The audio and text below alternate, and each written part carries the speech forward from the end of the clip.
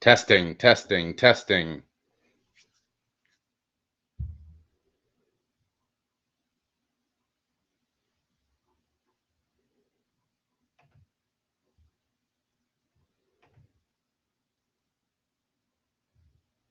All right. This appears to be working with a bit of a lag, at least on Facebook. If you're watching this, I'm hearing myself back. Yeah. Well, it's working. That's good. I'm gonna go ahead and close out of that.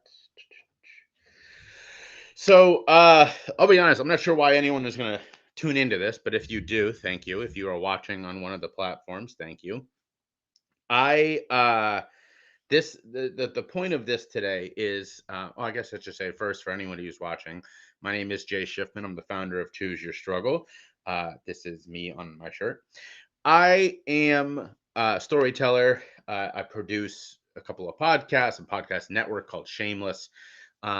I am the host of multiple storytelling events, and that's why I'm here today. So I recently switched from StreamYard, which is a platform that allows you to go live on multiple different sites, to this new one called Restream.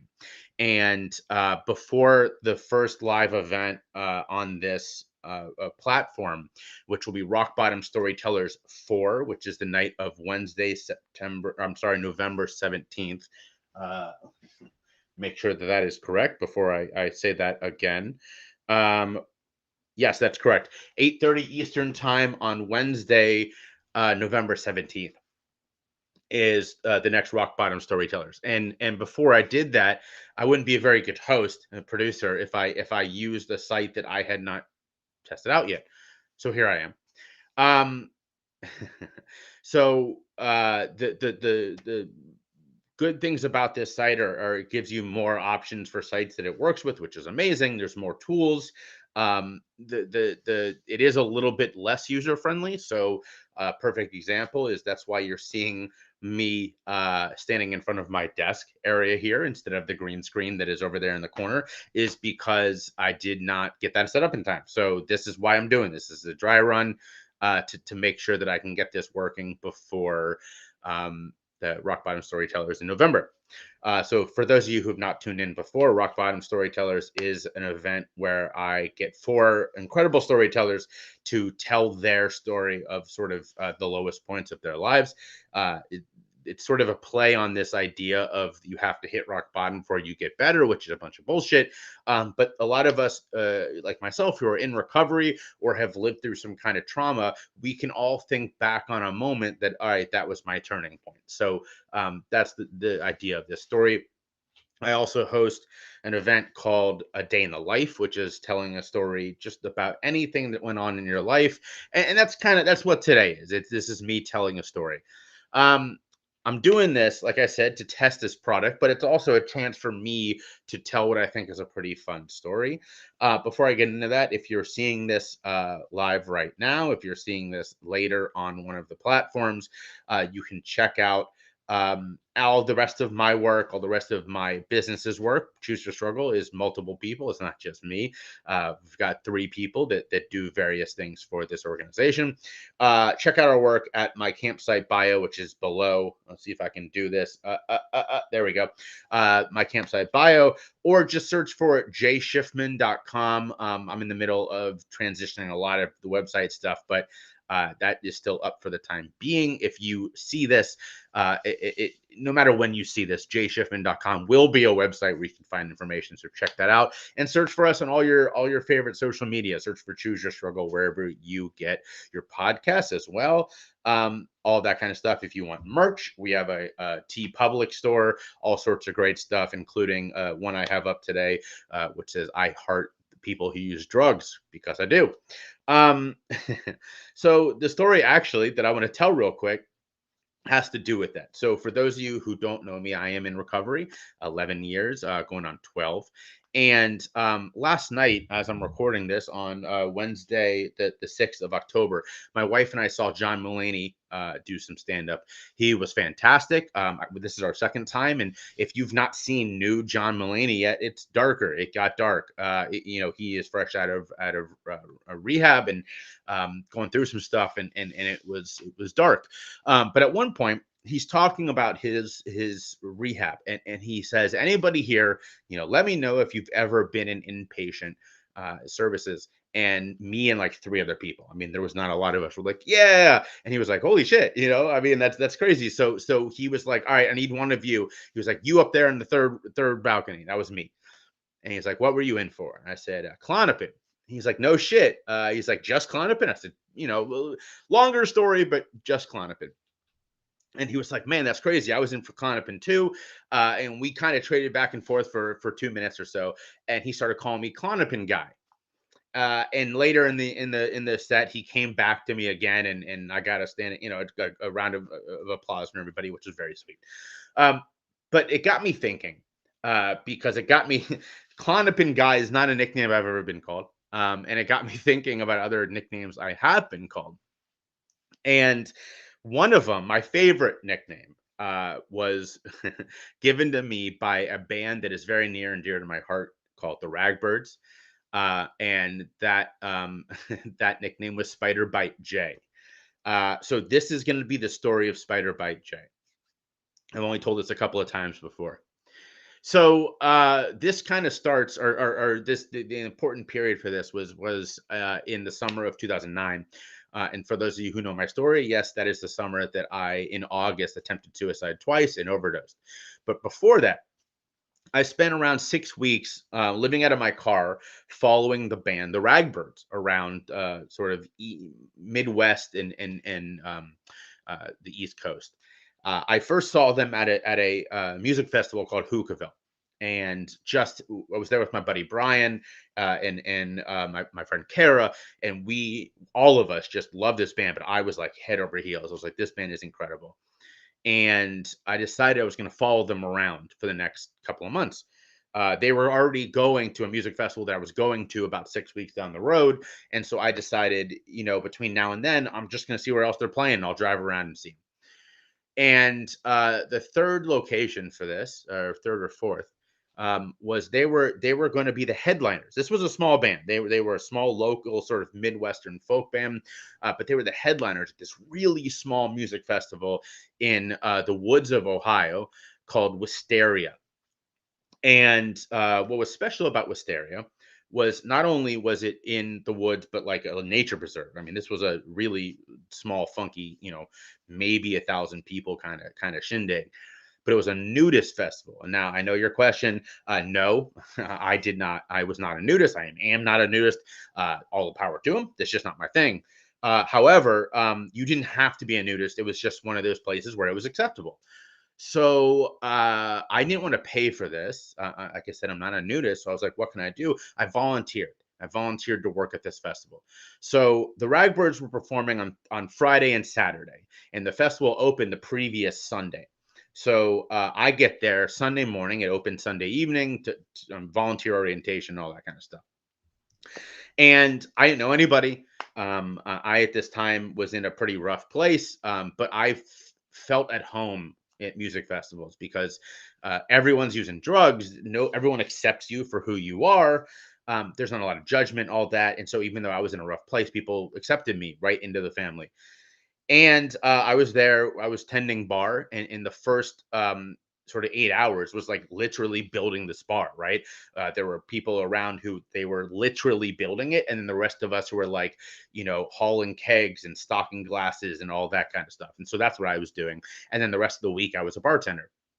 So the first night, there was an area in this nature preserve where those of us who were volunteering, we had our little setup. And when I say those of us, I mean the whole thing was 1,000 people. There were probably 50 of us volunteering, and so all of our tents were around this one clearing in the woods. Now this, like I said, is the middle of nowhere, Ohio, and there is a spider species, this is important, that is native to this area called the brown recluse. Some scientists say it's the second most poisonous spider in the world. I haven't checked that fact. I'm just parroting that, so I don't know if that's the case. I can tell you, as you'll hear in this story, that it is not good for you. So that night, I set up my tent, and it's raining, and I'm like scrambling to get into my tent, and the door of my tent breaks. Now, where I was in my life and kind of the mood of this festival, that wasn't a big deal. I was like, it's cool. The rain wasn't going to get in. It was just kind of made it a little interesting and kind of pleasant. So there goes my dog. Go ahead now. Come on, go, go, go. Intermission. So it's raining, and the tent on my door is busted. But I'm laying in my tent, probably smoking a bowl. We're all chatting up, and eventually I go to sleep. And the next morning I wake up, and there's a bump on my belly. And at first, I didn't think that much of it. It was small. I thought, okay, maybe a mosquito bite, or at worst, some kind of spider, not a big deal. And as the week goes on, I'm getting more and more friendly with the people working there, meeting all the other volunteers and some of the people who are just there as the bartender. Of course, people are chatting me up and everything. But eventually, this bump gets bigger and bigger to the point where by the end of the week, let's say Thursday or Friday, the day when the Ragbirds are going to perform, this bump is almost as large as a breast on as my stomach. It didn't look good, and people have been telling me, man, you got to go get this thing checked out. It doesn't look good, and I agreed, but like, I'm living this sort of hippie life, and like I said, I wasn't in a great spot anyway, so I was just like, man, it's not that big of a deal. But I start to get sicker and sicker, and by Thursday or so, I have vertigo. I would be walking, and I would just kind of go down. Like, it wasn't good. So finally, Friday comes. The Ragbirds are playing that night, and I am in no shape to continue working or even being at this festival. The I don't remember a lot of this, but what other people told me later was that I was found sort of passed out in the main area of the festival, taken to the nurses station. They rushed me to the hospital. They put me on infusion of anti venom because it is turns out I was bit by a brown recluse spider. I don't like I said I don't remember much. I remember waking up in the hospital with the tube in my arm and being like, "What is going on? What's happening?" And they tell me, you've been bit by a brown recluse. Normally, this isn't as big of a deal because you get here pretty quickly, and we give you the anti venom. But yours has been going on for so long that you're very sick. And so I ended up staying the night in the hospital on Friday night. And I wake up the next day and I'm feeling a lot better. They put me on some antibiotics and send me back to the camp, to this festival. Now, like I said, I'd gotten to know the people who were working here at this festival. We had become very close, and they knew my story. They knew that I was really just there for the Ragbirds, and here I was missing their first of two performances. Well, somebody had told the band this story, so I get back from the hospital, and somebody takes me by the arm, and they were like, "We want you to meet the band." And I was like, "Oh, no, no, no, like, no, no, no, trust us." So they take me over and they introduced me to Aaron, the lead singer, and TJ, her brother, who's the guitar player. And they were like, "Oh my God, we heard about your story. We're so sorry you went through that. Please come sit down with us, hang out." We ended up chatting for a while. And then they have a song called Tarantella, which is about dancing out the spider's venom. It's this beautiful song. Aaron, is an incredible musician, incredible singer. All the people in the band are incredible. And they that Tarantella is like one of their big ones, and towards the end, they're like, "All right, we're coming to a close. We want to dedicate this song to our new friend Spider Bite J," and then they launch into Tarantella, um, which was incredible. Of course, I got up in the front, and all the other people that I'd become close with were up there. It was very very beautiful moment. But this story keeps going. So, like I said, I got to know the band a little bit. And whenever they would come to Cincinnati, where I was living at the time, once I got out of the long-term care facility and was back in Cincinnati, they would hit me up, and I would do some promotion for them, and I would get to come see them and hang out with them and all that kind of stuff. But here's the cherry on top of this. So in December of 2018, I married my wife, Lauren, and she and my buddy Brian, who I discovered this band with together, surprised me by having the Ragbirds play at our rehearsal dinner.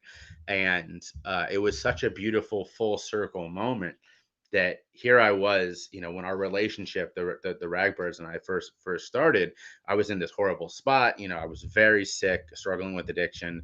Literally weeks after this story, I would attempt suicide twice and overdose and all that kind of stuff. And yet here I was now with them, almost a decade later, 9 years later, and they were playing my rehearsal dinner and being a very, very special part of my wedding. So that is one of my favorite stories because it's a funny story about literally being bitten and being given this new name, but also how this incredible band has seen me through a pretty horrible period to be a part of my healing and my resurgence. So I hope you all enjoyed listening to this. Of course, please go check out the Ragbirds. They're an incredible band. Shout out to Aaron and TJ, the sort of heart and soul of the band, the brother and sister combo. And thank you for allowing me to test out Restream on all of y'all.